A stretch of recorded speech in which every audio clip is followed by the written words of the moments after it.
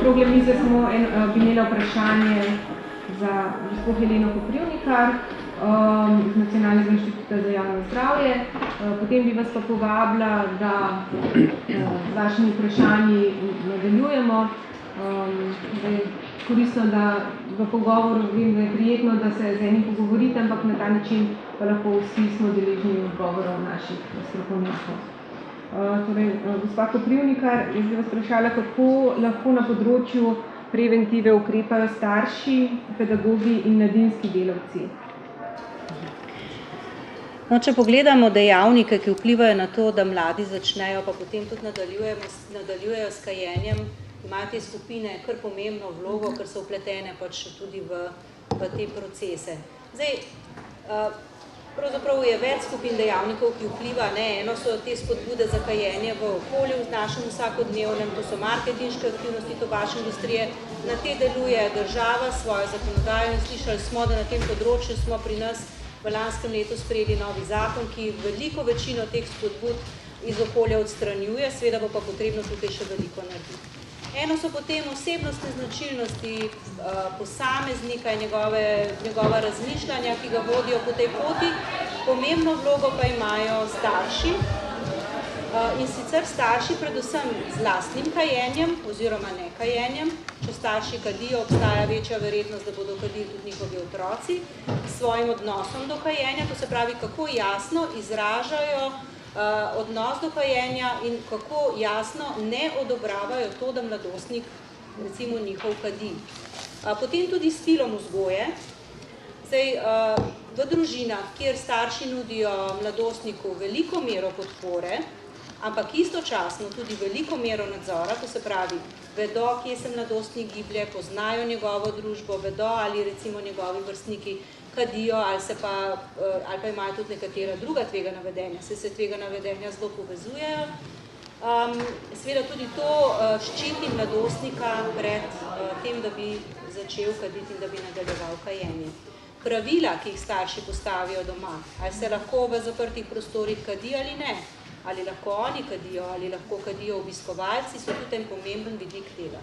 Se pravi, če doma pri mladostniku jasno, da starši ne odobravajo kajenja, tudi sami ne kadijo, da ga podpirajo, istočasno nadzirajo in da so jasna pravila glede kajenja, potem je verjetnost, da bo mladostnik začel kaditi, pomembno manjša. Seveda, pomembno vlogo pa v času mladostništva igrajo njegovi vrstniki, ki imajo, če sami kadijo, zelo velik vpliv na svojega prijatelja, to se pravi, če veliko vrstnikov v njegovi družbi kadi, je večja verjetnost, da bo tudi sam kadil. Šolsko okolje lahko na tem področju veliko naredi, to se pravi, kaj lahko naredijo šolski delavci oziroma celotna šola. Če celotna šola deluje na tem, da zagotavlja neko zelo pozitivno klimo in s tem pripadnost, bom rekla, povečuje pripadnost, občutek pripadnosti pri dijakih šoli, angažiranost za šolsko delo, boljši učni uspeh, se zmanjšujejo tudi tvegana vedenja, tudi kajenje. In tudi, bom rekla, s tem, ko je manj kajenja med vrstniki, seveda potem tudi manj začetkov kajenja in se to potem seveda nadaljuje. Pomembno pa je tudi, da šola, tako kot se doma, ko starši postavljajo pravila, tudi v šoli jasno postavljajo in izvajajo pravila. V šoli je že tako ali tako prepovedano kajenje, pa tudi uporaba elektronskih cigaret in podobnih izdelkov po novem zakonu, ampak ne samo v zaprtih delih, tudi na funkcionalnih zemljiščih. Šola mora zagotoviti, da se to izvaja, to se pravi, da se ne kadi recimo pred vhodom v šolo ali pa na igriščih, ker to so funkcionalna pripadajoča zemljišča vrtcev, osnovnih šol, srednjih šol in tudi fakultet. Tako da to so recimo nekateri od ukrepov, ki jih lahko je, pa seveda so pa še drugi. Bi pa dodala še nekaj, prej bilo vprašanje o vodni pipi. Zdaj, vodna pipa je med mladostniki dokaj popularna.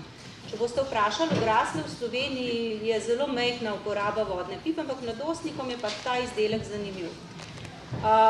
Ja, v vodnih pipah lahko zgoreva tobak, to se pravi, te imajo nikotin, kot je bilo že prej omenjeno, lahko pa tudi zeliščni izdelki. Ampak Ne glede na to, vodne pipe so vir dima, ki vsebuje podobne sestavine kot tobačni dim.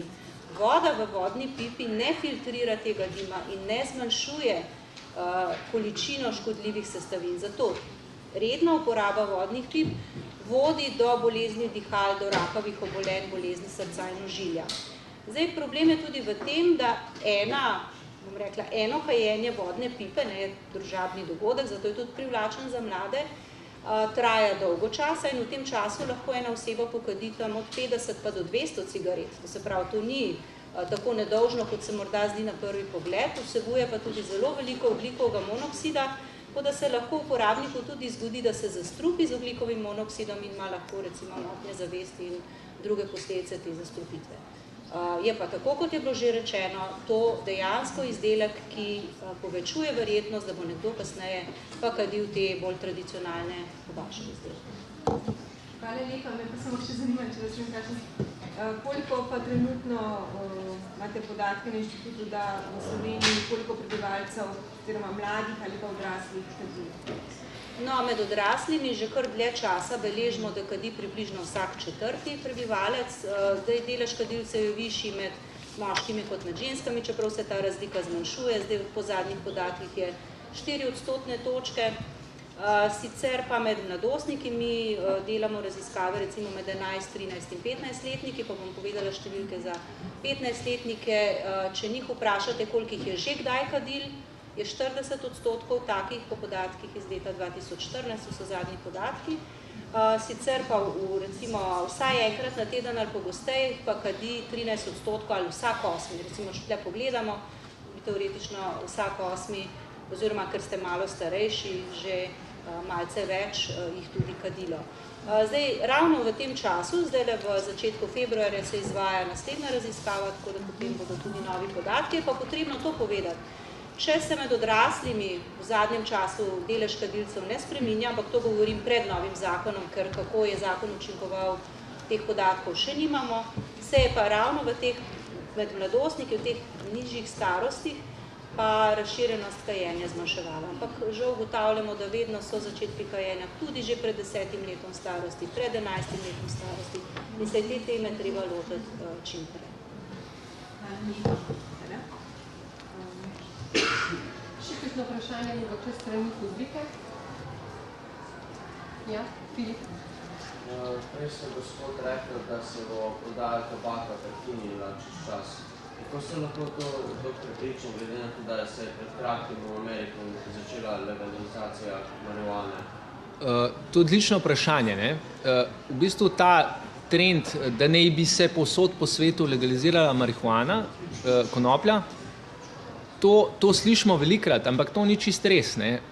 Mislim, da je rekreativna raba marihuane je dovoljena v 5-6 državah, pri čemer je tudi v tistih državah, kjer so to dovolili, jim je kar precej številnih žal, da so to naredili. Tako da to, kar pa velja v ZDA, so pa nekatere zvezne države, Kalifornija pa še ne par, so dovolile rekreativno rabo marihuane oziroma konoplje, vendar imamo močno kampanjo za to, da bi se to dogajalo, ampak jaz mislim, da to ne bo uspelo. No. Je pa to zelo dobro opažanje, da je to ravno nasprotno od tega, da se recimo ukinja cigarete. Ne. To je ravno nasproten trend. In jaz sem to, mene malo zanimalo, kdo podpihuje to kampanjo v zvezi z konopljo. Ne. In je znano, da je v 70 letih v ZDA je tobačna industrija naročila študije, koliko bi jih stalo, da bi legalizirali konopljo. Jaz mislim, da je za tem tobačna industrija, ravno zato, ker je ogrožen njihov glavni izdelek tobak, namesto da bi se pogovarjali, zakaj se cigarete prodajajo, se rajši pogovarja skozi o tem, kdaj bo legalizirana konoplja, ki je tako čudežna. Ne? In to je, jaz mislim, da so oni za to propagando. Zelo dobro vprašanje.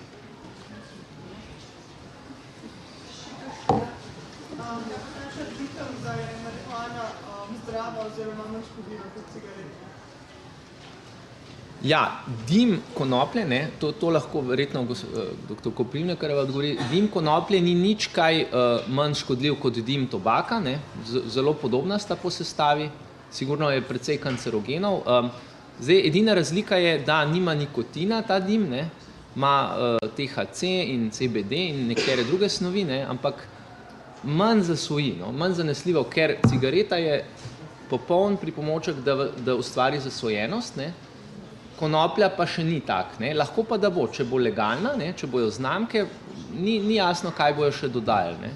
Je pa znano, da so tudi te konoplji, pri konoplji se je količina THC-ja povečala za 4-krat. Tisto, kar so hipi kadili v 60-ih letih, je bila bistveno drugačna konoplja kot taka je danes v obtoku. Ja, mogoče bi še jaz dodala temu, ja, nivoji THC-ja so dosti višji. V sedanjem času je pa tako pomembno, da se zavedate, kadarkoli nekaj gori, ne, bodi si, da je to tobak ali pa drug rastlinski material, pri gorenju nastajajo škodljive snovi, ki jih vdihavate in tukaj pravzaprav je točno tako, kot je bilo ravnokar rečeno, ni bistvenih razlik, je samo razlika v tem, da ni nikotina, so pa druge učinkovine.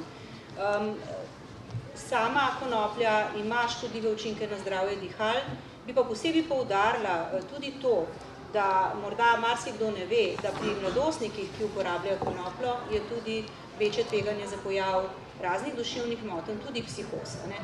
Ampak o teh informacijah ni veliko govora, ker se poudarjajo predvsem druge, bom rekla, zaradi interesov pač informacije, ki se dajo v javnosti. Mladi pogosto ne vejo povezati konoplje z škodljivostjo. Pravi, da industrija izkorišča nekatere pozitivne, zdravstvene pač učinkovine in jih propagira, spravi rečejo dobre, zato da bi ponovno prodala nek škodljiv izdelek večji populaciji. Ja. Lahko jaz sem en primer, po mojem, zelo veliko tega uporabljamo in v večini je precej jasen primer, ne. Recimo, pojavljajo se informacije, da konoplja zdravi raka. Zdaj bi pa jaz vas vprašal, koliko izmed vas bi vzel aspirin ali pa lakadol, ne da vas boli glava? Nobeden, ne? Se pravi, tudi konoplje ne bomo vnaprej jemali zato, da ne bomo raka dobili. Recimo, to je ena taka, rekel, logika, zakaj, če smo zdravi, zakaj bi nekaj vzel, če ni potrebe za to, ne? Iz konoplje že proizvajajo na svetu mnogo zdravil, ki se uporabljajo za določene namene, ampak to ne gre zdaj za splošno uporabo, da bojo pa zdaj vsi ljudje sami sebe zdravili. Nobenih zdravil mi ne uporabljamo brez receptov, brez da bi nam zdravnik predpisal in dozo in količino. Povejte. Konoplja v bistvu škodljiva samo, če jo kadimo, ne, če recimo imamo smolo iz konoplje ali pa ne vem. Tudi, ker gre še za večjo koncentracijo kanabinoidov. Iz konoplje delajo prav v specifičnih razmerah, laboratorijih, določene kombinacije kanabinoidov, ki imajo terapevtske učinke, ali na bolnike z multiplo sklerozo, na bolnike z nevropatsko bolečino, na bolnike z AIDS-om oziroma z rakom za povečevanje apetita, zato da se organizem lažje bori proti bolezni, za očesno bolezen glavkoma. Skratka, to so te neka bolezenska stanja, za katere se posebej uporabljajo določena zdravila, ki so posebej v ta namen razvita. In ne gre za marihuano, gre za medicinsko konopljo, kar je popolnoma drug segment debate. Ne, tako da mi moramo najprej v Sloveniji, pa tudi drugod v svetu, absolutno ločiti to debato. Imamo eno rastlino, ki se jo zlorablja za razne načine. Ne, imamo medicinsko rabo, medicina, farmacija, znanost dela na tem, da bi te potenciale konoplje izkoristila v najboljši možni meri tam, kjer to je znanstveno dokazano. Vse ostalo so špekulacije in zlorabe.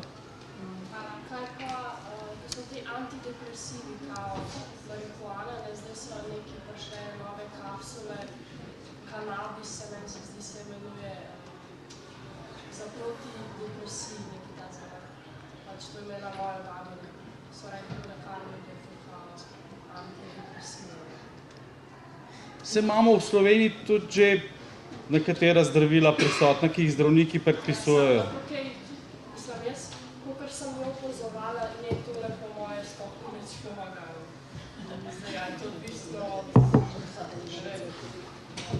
To je pa stvar diskusije z zdravnikom, ki je to predpisal, zakaj je to predpisal, kakšno diagnozo je postavil. Jaz bi rekel, da veliko obljubljajo, da je to čudežno zdravilo in to je treba vzeti z precej rezerve.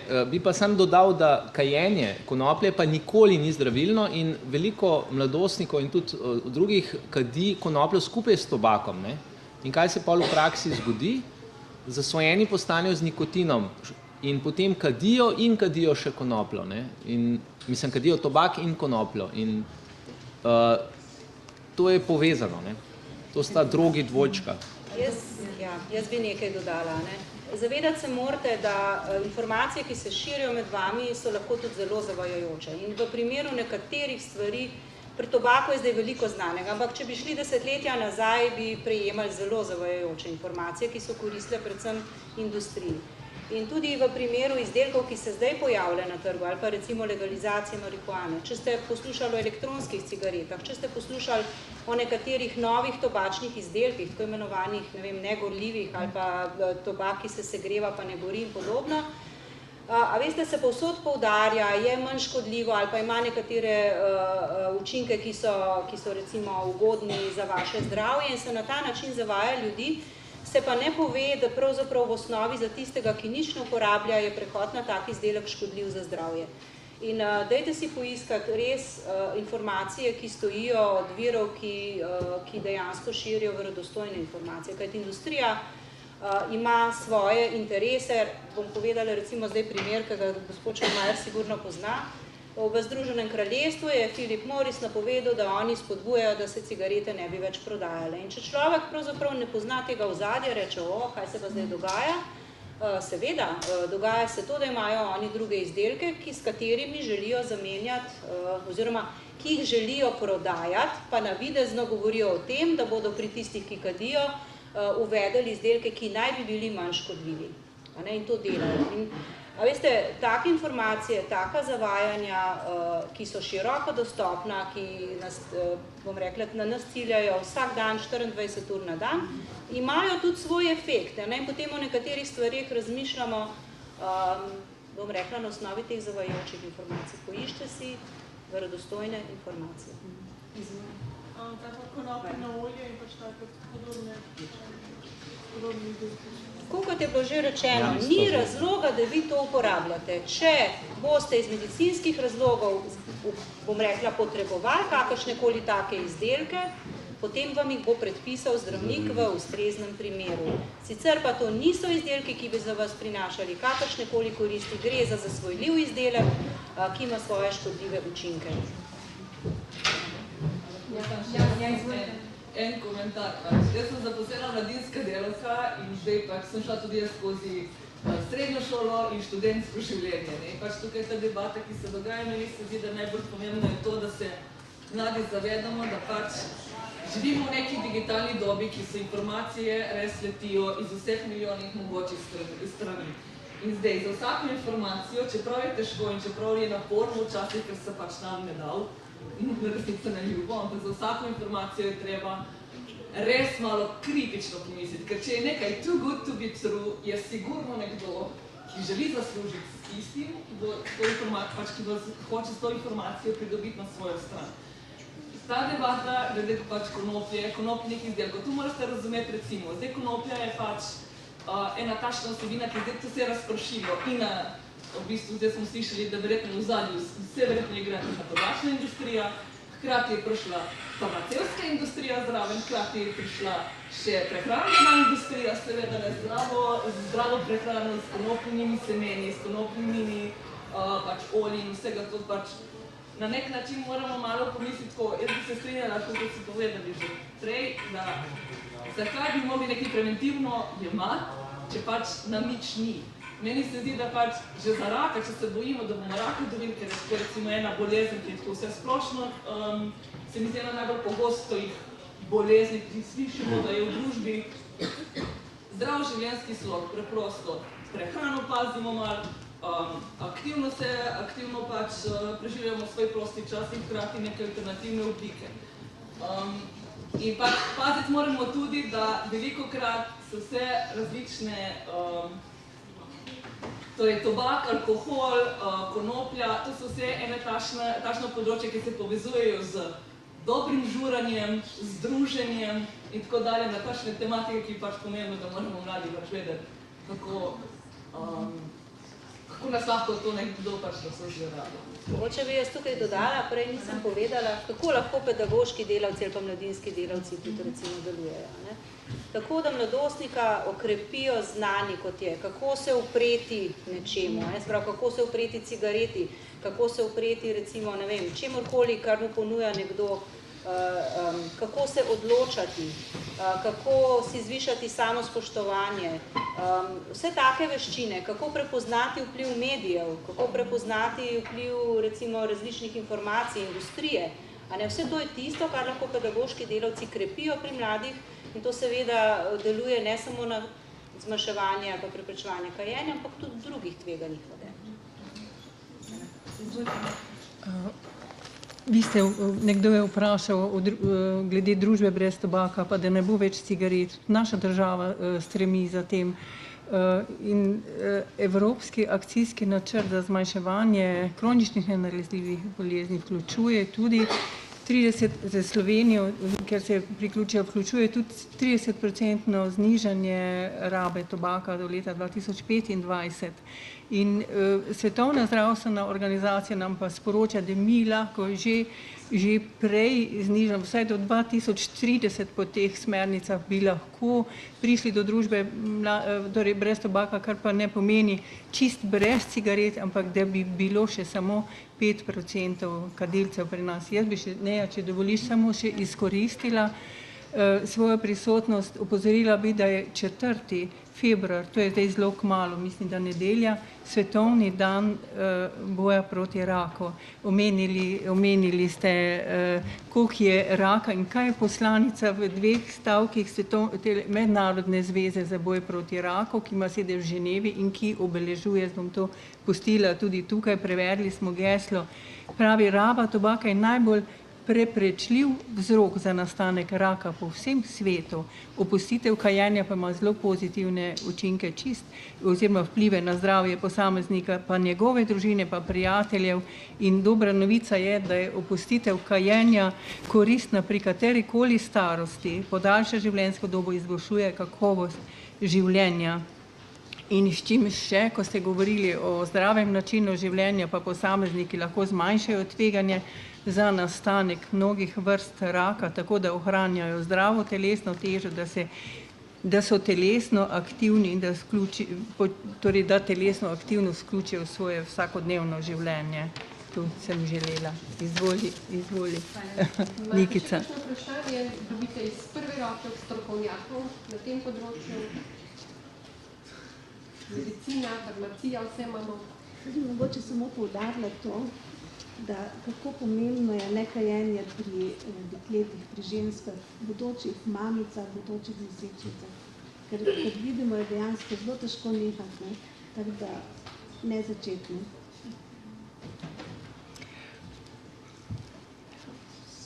Še kakšno vprašanje? Ja? Kaj pa kakšne elektronske cigarete, ali To je aktualno.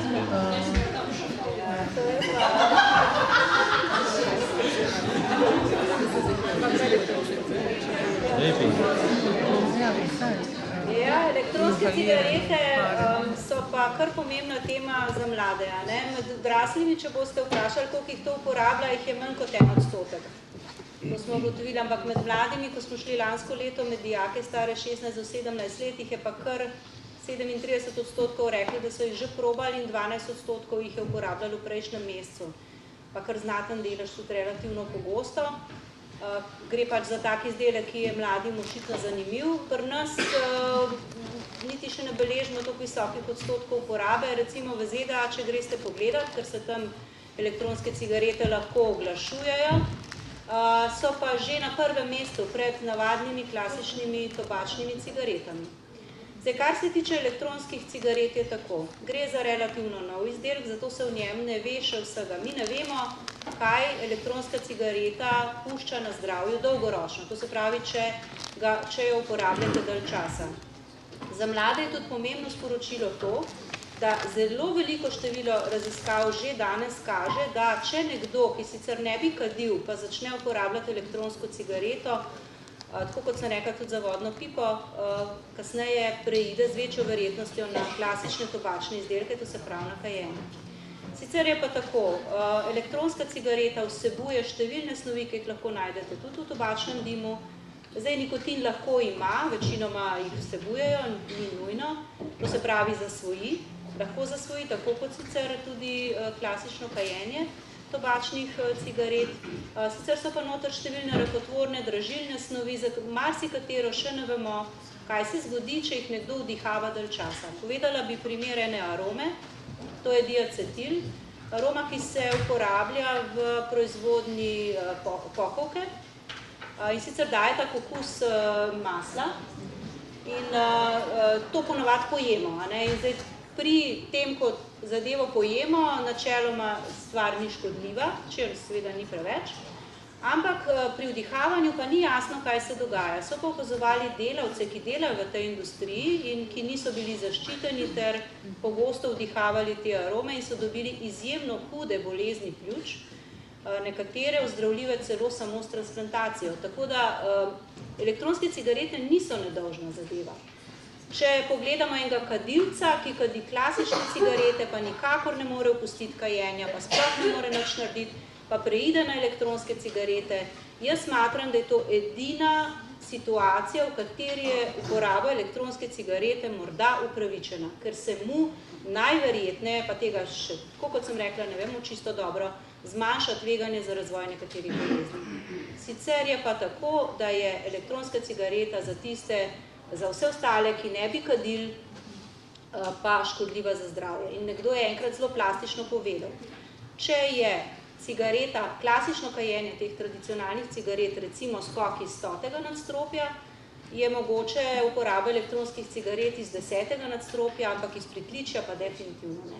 Tako da jaz vas opozarjam, je zasvojljiv izdelek, vem, da se uporablja za marsikatere zabavne namene, proizvaja veliko dima, ima ogromno arom, diši, je lahko zelo zanimiv izdelek, ampak ga morate pogledati skozi luč tudi teh informacij.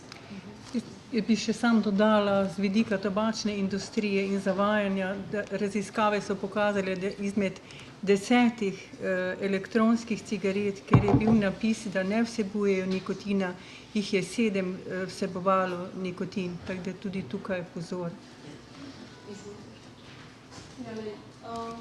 Se pravičujem, ampak me res zanima. Te slike na te škatlice cigaret, ki so razne slike v pljuč, pa to ne vem po raziskavah, a sliki dejansko zmanjšajo kajenje, pač te kadici, ki so prenehali že te slik, nekoga bolj poznam, vedno reče, ali si oblep, ali pa da ga ne zanima. Očigledno je. Ja, te slike so v bistvu slike, ki se pojavljajo po državah celotne Evropske unije, da ne bo kakšnega nesporazuma, to je prinesla nova tobačna direktiva, slike so bile najprej tudi preverjene. Je pa tako, slikovna opozorila ali pa sploh zdravstvena opozorila so zelo pomemben način informiranja kadilcev, pa tudi nekadilcev. In v bistvu njihovi učinki so spodbujanje opuščanja, vzdrževanje abstinence, preprečevanje začetka kajenja in to, kar ste zdaj povedali, tudi recimo zmanjševanje privlačnosti embalaže, pa kajenja samega in tudi družbene sprejemljivosti kajenja. Tudi zakrivanje teh opozoril je učinek opozoril in pogosteje vodi do opustitve, ne v nasprotno vedenje. Zdaj pri nas podatkov o tem, kako so ta opozorila, ki so pri nas obvezna od 20. maja lanskega leta učinkujejo, še nimamo. Bomo pa to malce kasneje, recimo konec leta, začetek naslednjega leta, upam, že imeli, raziskave potekajo. Ampak recimo, če pogledamo v države, ki so to že prej uvedle, recimo Kanada, ki ima dosti podobna opozorila, kot jih imamo sedaj pri nas, uvedli so jih leta 2001, ugotavljajo, da so samo zaradi tega ukrepa, da je padel delež kadilcev za 3 do 5 odstotnih točk. To je pa zelo pomemben učinek.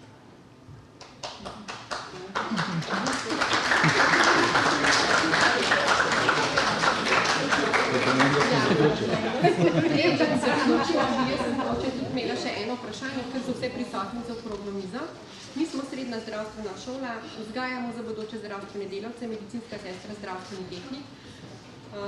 Delamo na projektu nekajenja, vzpodbujamo nekajenje. Kaj nam vi priporočate z vsemi temi vašimi preventivnimi programi, kako bi lahko bolj ukrepali, ker vemo, da ko pridejo v službo, je ogromno kadilcev med zdravstvenimi delavci, tako med medicinskimi sestrami kot med zdravniki. No? In zdaj, kaj bi lahko še naredili, kako bi lahko vplivali na naše bodoče zdravstvene delavce? Kakšni so vaše izme?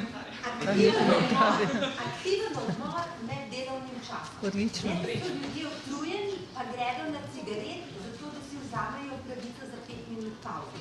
Odmor bi moral biti aktiven in še nekaj bom povedala. V zvezi s kajenjem mislim, da se veliko mladih odlog za kajenje dolgočasno, ki nimajo kam dognati, pa ki jih ne znajo zapustiti.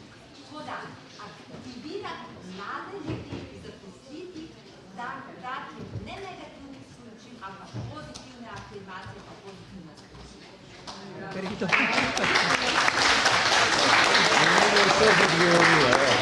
Jaz še nekaj dodala, jaz sem sicer čakala kolege, ki izvajajo programe, ampak ja, prav ste povedali, zelo dobro ste povedali, gospa, tam ne gor ste. Mi smo pred leti naredili tudi raziskavo med medicinskimi sestrami, koliko jih kadi.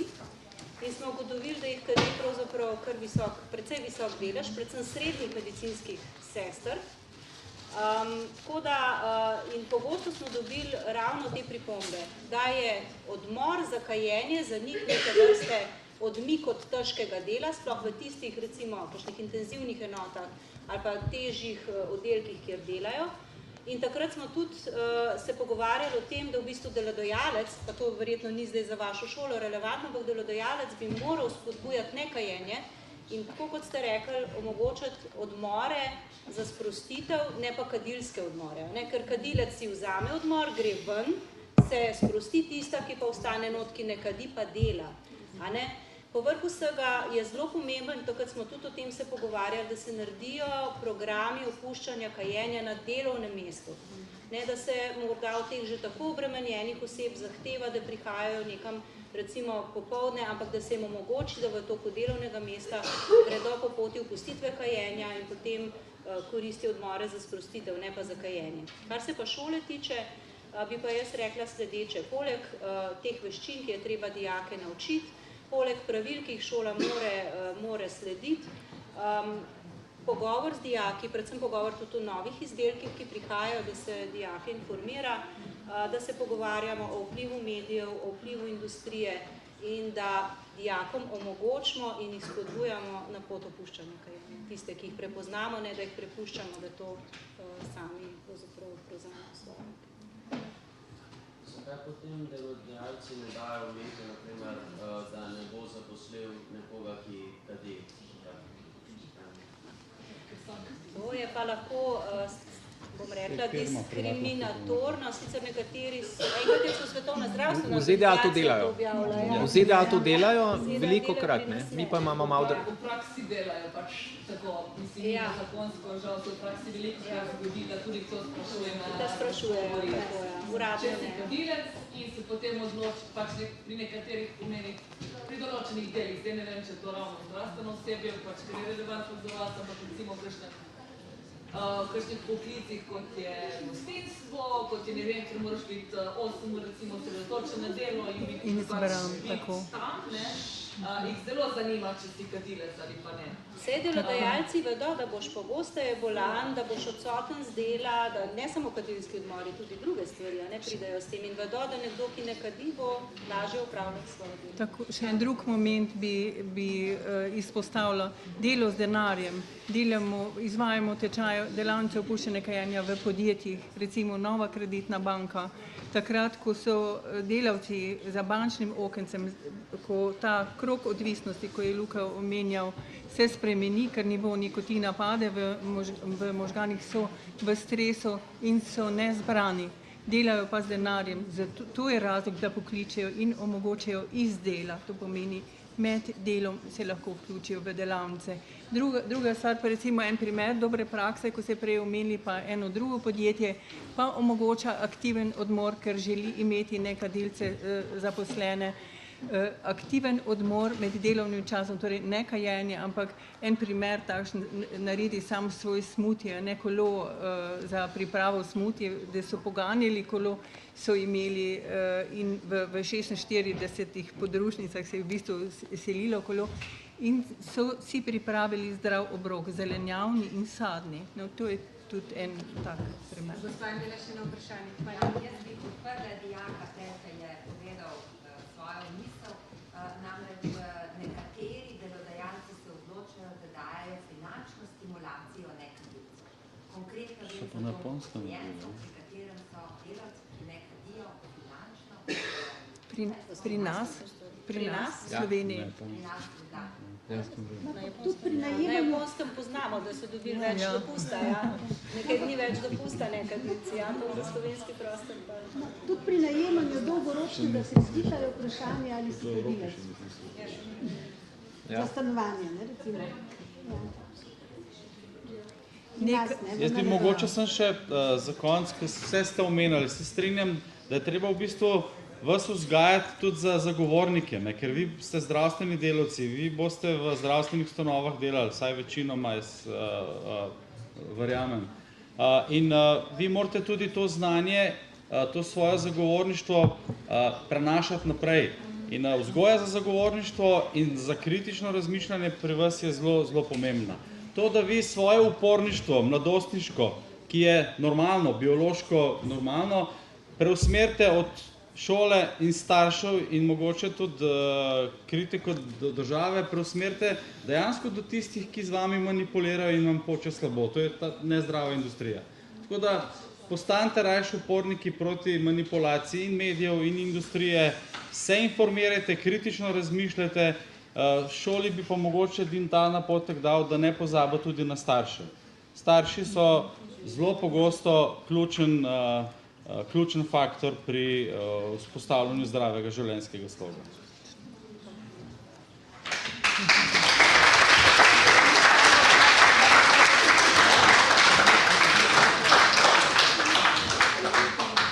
Jaz bi se zahvalila vsem predavateljem in gostujočim in pa seveda vaši krasna publika.